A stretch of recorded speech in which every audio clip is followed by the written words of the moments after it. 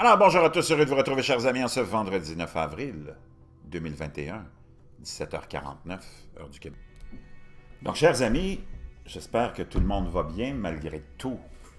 Ici, il a fait beau, on est vraiment chanceux, on a du temps presque estival dans les Basses-Laurentides. Je ne sais pas comment ça se passe chez vous, mais il y a au moins ça de positif. Pendant ce temps-là, tout le monde connaît la monnaie, la crypto-monnaie, le fameux Bitcoin, mais il y en a plusieurs qui ont vu le jour, mais le Bitcoin étant naturellement celui qui fait parler de lui, hein, est à 60 000 je pense. On va les voir d'ailleurs.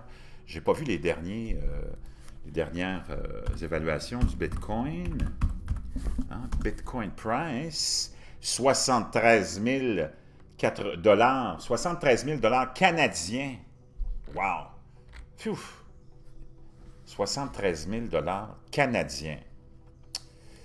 Imaginez-vous que, bon, ces monnaies-là ont connu une explosion, surtout le Bitcoin, mais il y en a plein d'autres, hein, dont je ne ferai pas la publicité, là, mais vous les connaissez ou sinon vous irez voir. Il y en a encore, il y en a quelques-unes qui ont pris beaucoup de valeur. C'est assez mystérieux, le Bitcoin, on ne sait pas qui est derrière ça vraiment. Ça a commencé lentement, hein, quelques sous, 10 sous, 15 sous. Et tranquillement, pas vite, a fait son petit bonhomme de chemin vers 10, 15, 20, 100, 200, 300 dollars. Ma femme m'avait demandé d'en acheter quand il était à 600 dollars. Je lui ai dit, tu malade? Aujourd'hui, il est à 73 000 dollars. Il y en a beaucoup qui sont devenus très, très riches. Avec ça, tant mieux pour eux. Mais c'est bien évident que c'est une monnaie qui n'est pas, hein, qui est pas imprimée par nos gouvernements, par les banques centrales. Donc, c'est quelque chose qui est complètement à part de ça, de ce système-là. On l'introduit à la bourse américaine, oui, quelques autres aussi, mais c'est pas une devise officielle. C'est pas quelque chose que tu peux utiliser pour aller acheter ton épicerie ou payer ton essence. Il y a certains commerces qui semblent accepter de plus en plus.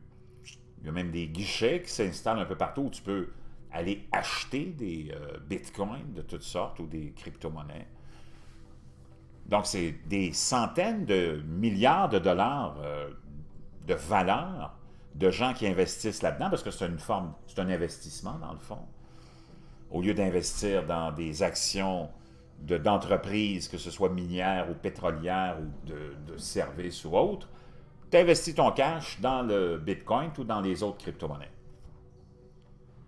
Et ça fait que le marché traditionnel de l'investissement perd une bonne partie de ses clients qui s'en vont vers les crypto-monnaies, dont le Bitcoin. On a vu Elon Musk acheter des milliards de Bitcoin récemment et plein d'autres aussi.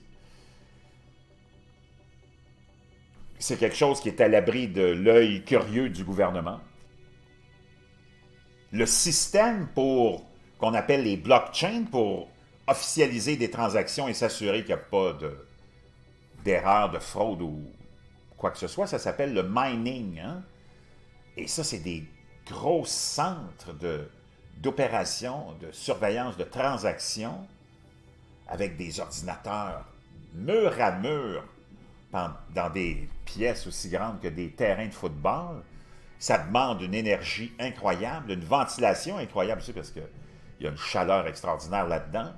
La quantité d'énergie que ça demande, c'est hallucinant. Ça fait tomber des fois des systèmes électriques en panne, comme ceux de l'Iran, par exemple, où il y a beaucoup j'imagine, de miners, des miniers. Et ça cause beaucoup de soucis et ça soulève beaucoup de questions environnementales. Donc, le Bitcoin en particulier, lui, est vraiment dans la mire de plus en plus des gouvernements. On en a parlé de plus en plus récemment, que les gouvernements voulaient jeter un coup d'œil sérieux sur le Bitcoin pour s'assurer que ce n'est pas des moyens de blanchiment d'argent, parce que c'est complètement anonyme. Tu vas aller investir de l'argent sale, puis tu vas revendre tes bitcoins, puis tu vas ressortir avec de l'argent propre. Donc, c'est certain que des bonnes chances que ce bitcoin-là ou les autres crypto-monnaies servent de moyens de blanchiment d'argent. Et en même temps, ça vient déstabiliser aussi les autres investisseurs qui perdent énormément au change. Et ça nous amène à ce que je voulais vous partager. Ça a été publié hier par Yahoo Finance et c'était originalement rapporté par Bloomberg. Les agences d'espionnage américaines mettent en garde contre les menaces de la monnaie numérique à l'intelligence artificielle. On parle souvent ici de technologie, d'intelligence artificielle et ainsi de suite, vous le savez. La communauté du renseignement américain prédit un monde de plus en plus sans leader et instable dans les décennies à venir. Alors que des tendances telles que l'intelligence artificielle, les monnaies numériques et le changement climatique remodèlent l'arène mondiale selon le National Intelligence Council.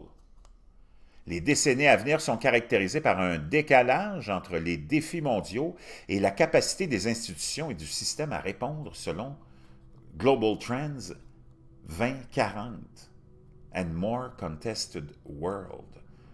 Le résultat sera une plus grande contestation à tous les niveaux, en particulier entre les États-Unis et la Chine. Wow! Voici quelques-unes des tendances citées dans la dernière édition du rapport publié tous les 4 ans. Pression sur la dette. Les gouvernements nationaux auront une flexibilité réduite pour faire face à des défis tels que le changement climatique, face à un fardeau croissant de la dette et à des règles commerciales de plus en plus diversifiées, dont les monnaies numériques. Le dollar américain et l'euro seront confrontés aux menaces des monnaies numériques telles que le Bitcoin.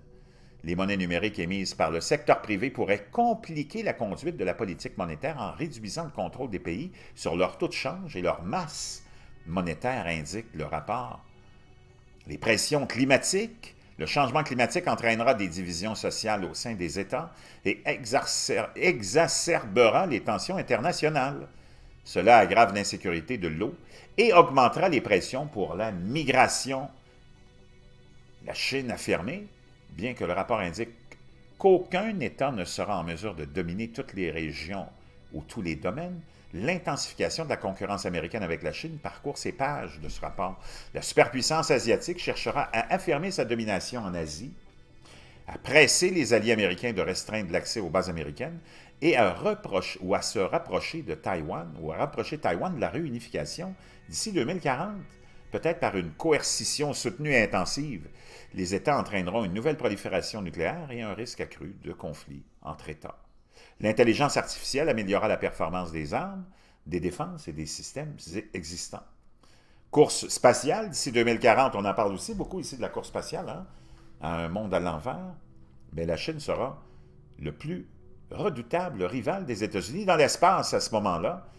Il aura probablement son propre ensemble de partenaires étrangers participant aux activités spatiales menées par la Chine et son système de navigation par satellite Beidou sera probablement utilisé dans le monde entier comme une alternative au GPS soutenu par le Pentagone.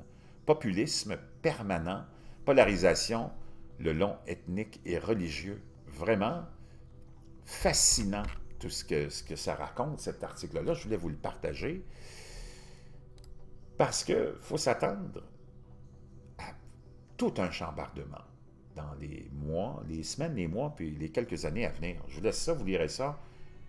C'est à couper le souffle. Je vous reviens.